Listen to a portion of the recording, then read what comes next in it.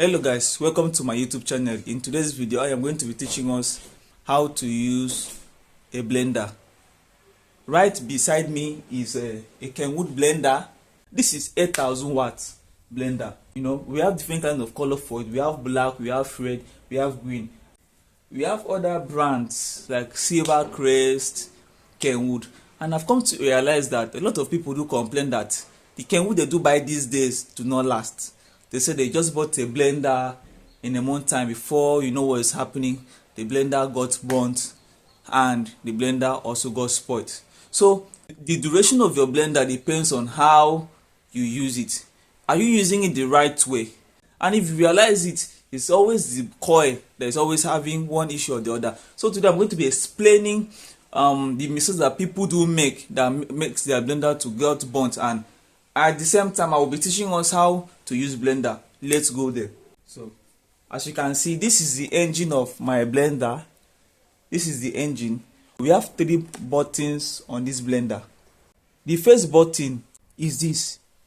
Let's start with this one. You need to know how to use this before you advance to any other place. This is the control. You use it to set the speed of what you are blending. It depends on what you are blending, so you need to be able to time it properly. We have low, we have middle, and we have high. So we have to tune it to the speed depending on what you are blending before you can blend. Like if you are blending something like a coconut, if you have cut it into pieces, you need to set it into high. Okay, then this other side, you can see on the body road the pulse. This button is used for crushing. It's mostly used for crushing. You crush into whatever you are blending. This engine crushes. So when you are using it, you don't need to on it and leave it for long. If you on it for like 5 minutes, you will leave it off. 5 minutes, let it to rest. Why do you leave it? So that the coil will not get burnt. Okay, so when you turn on this pulse, you are crushing whatever you are blending. When you crush it and you are satisfied that you have crushed it into pieces, then you can now use this button, this last one here. You can use this one. You turn it on, you set the temperature, you set the speed limit, you set the speed middle, you leave it in middle, then you turn it on. Then this way it will help you to smoothen it. It will help you to smooth it to powder. But don't forget, you need to off it every 4 minutes. If you on it, or let's say 3 minutes at most, if you on it, you off. You wait for at least maybe 30 seconds. 30 seconds, just wait for 30 seconds for the coil to cool. Alright, because if you continue, you overheat the coil, and at the end of it you see smoke, or you might end up spoiling your blender. So if you turn it on 3 minutes as it's working, you put it off and wait for 30 seconds. Okay, likewise you do the same for this.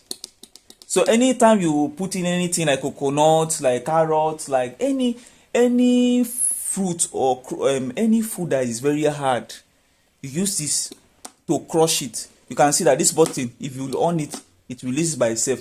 Unlike this one, if you just on it, it will blend. So you have to be time conscious. You have to time yourself properly so that you don't get your blender burnt. So like this one, if you want to blend anything like tomato, onions, crayfish, you leave this speed limit, this control in middle. Then you can tomato, if you don't want to crush it, you can just smoothen it, because tomato is not a hard crop. So you use this one to get the job done. But if you are blending something like carrots, any hard substance, you use this.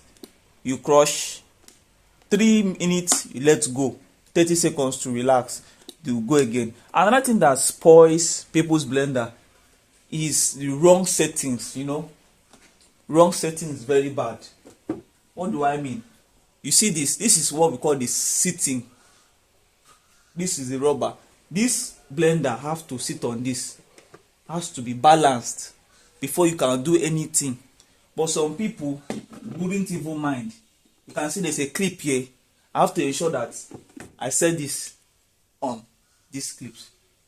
You need to time it. Ensure that you fix it properly. But some people will not even mind. you just fix it anyhow. Then you now carry this thing and fix on top.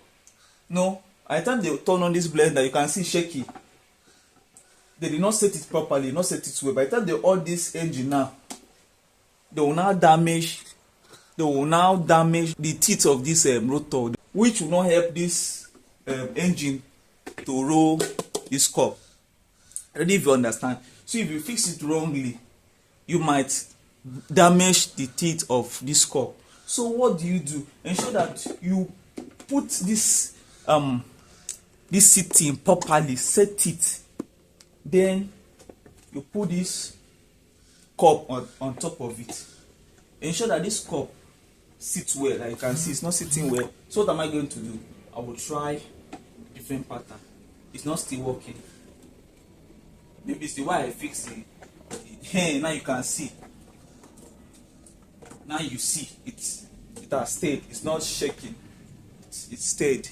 Then whatever you have in there, you just set it. Turn on your pulse. 3 minutes. You turn it off. Then you come to your smoothing button. Smoothing it. Turn it off, on, and off. By so doing, you will not, shorten the lifespan of your blender, and your blender is going to last for you as long as possible. Please subscribe to my YouTube channel. Thank you so much.